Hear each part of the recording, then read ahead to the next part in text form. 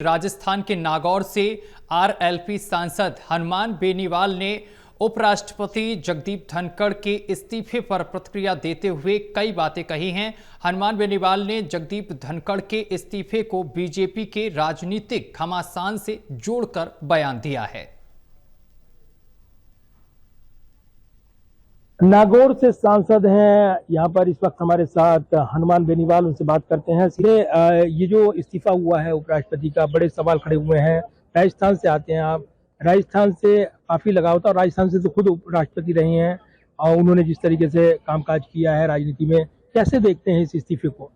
देखिए, मेरे दल ने और मैंने इनको खुद स्वयं वोट दिया था और वो इसलिए उपराष्ट्रपति को वोट हमने दिया कि एक तो ये राजस्थान से आते हैं, मेरे समाज से भी आते हैं, किसान वर्ग से आते हैं। लेकिन दुर्भाग्य से 3 साल जो रहे, इन्होंने बहुत पॉलिटिकल इंटरफेयर किया। बीजेपी के कार्यकर्ता बन के राजस्थान के अंदर घूम रहे थे, बीजेपी की मीटिंगें लेते थे और अब अचानक क्या हुआ, ये स्वास्थ्य कांड नहीं हो सकते। कोई न कोई ऐसी बात जरूर अंदर खाने हुई है, वो बात क्लियर होनी चाहिए। और धनखड़ साहब से राज्यसभा के विपक्ष और पक्ष सब नाराज थे कि वो जो बोलने के लिए अवसर चाहते थे उनसे ज्यादा खुद बोलते थे, उनकी आदत थी, ये खुद बोलते रहते थे। और देखिए, बहुत विद्वान सुप्रीम कोर्ट के लॉयर रहे, गवर्नर रहे बंगाल के, और नंबर 1 और 2 के बहुत नजदीक थे अमित शाह और मोदी के। तो निश्चित रूप से अंदर खाने कोई ऐसी बात हुई है।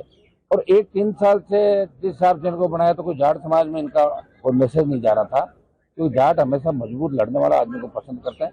अंदर खाने ये भी बात थी कि कहीं कहीं घुटन महसूस कर रहे थे कि इनको ही लगा कि इनके बनाने के बाद सारे देश के जाट समाज के दूसरे हिसाब से बीजेपी को फॉलो करेंगे। लेकिन ये भी एक कारण हो सकता है कि बार बार लोग सोशल मीडिया पे भी इनको ट्रोल करते थे, जब ये अमित शाह मोदी की भाषा बोलते हैं, बीजेपी की कार्यकर्ता की तरह ये वो करते थे।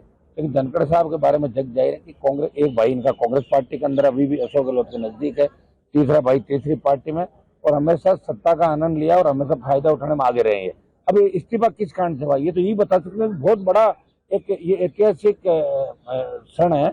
और देखिए, ये निश्चित रूप से चर्चा का विषय देश के प्रत्येक गांव ढाणी तक पहुंच गया कि आखिर इस्तीफा क्यों दिया। स्वास्थ्य कारण तक इस्तीफा देते तो घर से भी भेज सकते। आपको क्या लगता है क्यों दिया इस्तीफा? अंदर खाने कोई न कोई झगड़ा हुआ इनका बड़े स्तर पे, और या तो झगड़े से हाथ होकर दिया, और ये कुछ ऐसा चाहते होंगे अपने हिसाब से तो फेवरेबल, जो इनकी इच्छा से नहीं हुआ।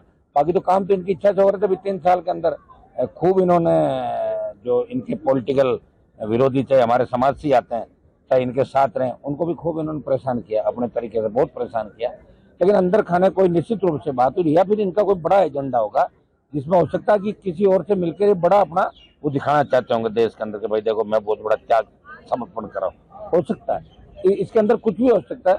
लेकिन मैं आपको इतना बता दूं कि ऐसे धनखड़ साहब इस्तीफा देने वाले नहीं है। मैं जानता हूं उनको बहुत अच्छी तरीके से। ये खुद के अलावा किसी का इन्होंने सोचा, खुद के परिवार और खुद के अलावा, और नहीं सोचने वाला है।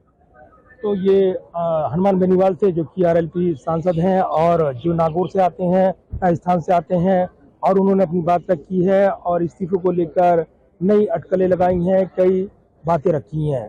Pradeep Kumar, total news, Delhi.